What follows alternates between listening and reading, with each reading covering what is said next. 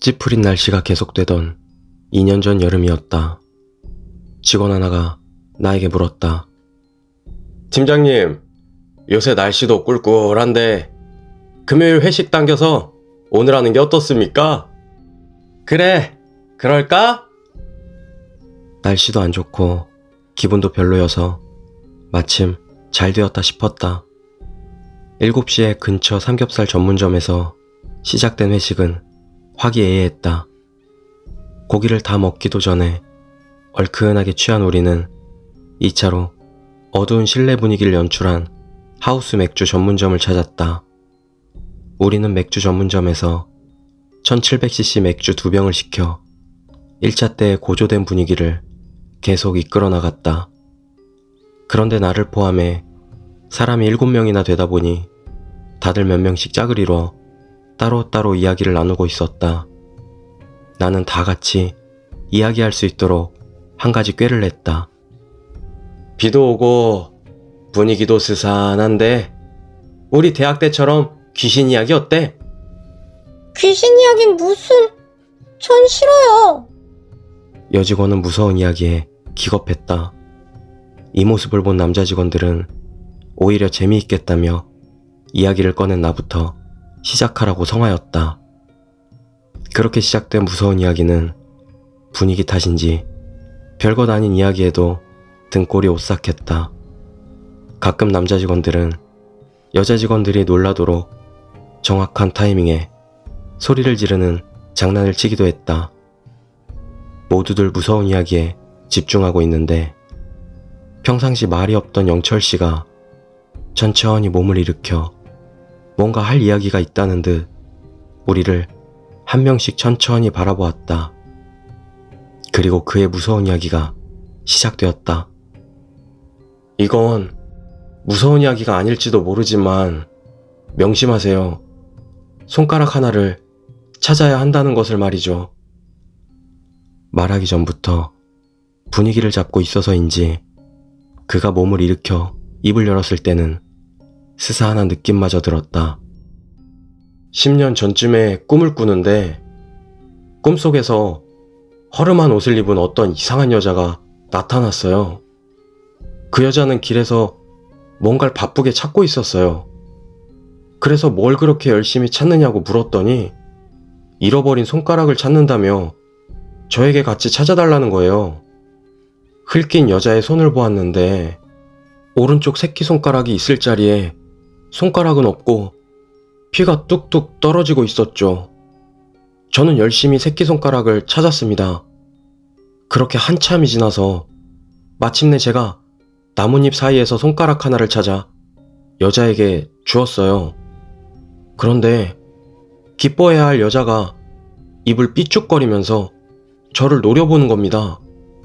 그리고는 잠에서 깨어났어요. 처음에 분위기 잡던 거에 비하면 너무 싱거운 이야기였다. 다들 원성이 자자했다. 그런데 영철 씨는 지금부터가 무서운 이야기라며 말을 이어갔다. 지금부터 잘 들으세요. 이 꿈 얘기는 사실 제 꿈이 아닙니다. 저도 친구에게 들은 얘기입니다. 그런데 그 친구 말이 꿈 이야기를 들은 사람들은 일주일 안에 똑같은 꿈을 꾸게 된다고 했습니다. 그런데 조심하셔야 해요. 꿈에서 여자가 나오면 잃어버린 손가락을 반드시 찾아주어야 해요. 이야기가 끝나자 모두들 영철 씨에게 시시하다며 웃었다. 그런데 그때 나는 보았다. 영철 씨가 씩하고 음침하게 웃는 모습을. 맥이 빠져버린 우리는 무서운 이야기를 그만두고 3차 갈 사람들 몇을 제외하고 뿔뿔이 흩어졌다. 나는 취기가 올라 먼저 집으로 향했다. 그런데 그날 꿈에 정말로 손가락 하나가 없는 여자가 나왔다. 그리고 한창 여자의 손가락을 찾아주던 중에 아내가 나를 깨워 일어나고 말았다. 그날 아침 서둘러 출근을 하니 팀원들이 일은 안 하고 모여서 수군거리고 있었다. 무슨 일 있어? 팀장님, 어제 영철 씨가 말했던 꿈 꾸셨습니까? 손가락 찾는 꿈이요. 그건 왜? 어제 다들 집에 가서 손가락 찾는 꿈을 꿨답니다. 저도 꿨습니다. 저는 카메라 가방에서 검지를 찾았고, 이 친구는 자기 집 화장실 칫솔꽂이에 엄지손가락을 찾았답니다. 그리고 연희 씨는 책을 보려고 하는데 책 사이에 꽂혀 있더랍니다. 지금 다들 놀라고 있는 중이에요. 아침에 한 이상한 꿈 이야기에 오후 내내 다들 마음이 뒤숭숭한 눈치다. 그런데 새로 입사한 신입사원이 오전 11시가 넘도록 출근을 하지 않고 전화도 받지 않았다. 그때였다. 전화를 받던 여직원이 갑자기 소리를 질렀다. 모든 직원들이 그 여직원을 일제히 쳐다보았다. 왜 그래? 무슨 일이야? 여직원은 안절부절 못하다가 떨리는 목소리로 말했다. 신입사원인데 병원이라고 전화 왔어요. 새끼손가락이 잘렸다고. 신입사원 역시 어젯밤 같은 꿈을 꿨는데 그는 여자의 새끼손가락을 찾지 못했다고 한다. 그래서 여자에게 손가락을 못 찾았다고 했더니 깔깔거리며 웃었다는 것이다. 그리고 오늘 아침에 신입사원은 납품할 물건을 가지고 백화점에 갔는데 에스컬레이터에 새끼손가락이 끼어서 잘라졌다고 한다. 봉합수술도 받을 수 없을 만큼 짓이겨졌다고.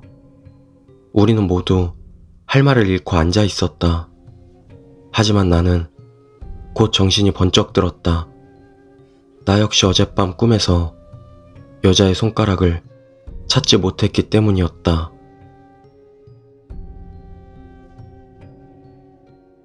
두 번째 이야기, 텔레비전. 혼자 사는 나는 깊은 밤 늦게 빈집에 돌아왔다. 아무도 없는 어둡고 적적한 집이 서늘한 것이 싫어서 나는 텔레비전을 켰다. 텔레비전에는 귀신처럼 분장한 사람이 앉아 머리를 숙이고 있었다. 나는 무슨 벌칙을 받는 것이거나 분장에 대해 보여주는 프로그램이라고 생각했다. 그 모습 덕분에 더 무서워져서 나는 텔레비전을 껐다. 텔레비전을 껐는데도 그 여자는 거기에 그대로 있었다.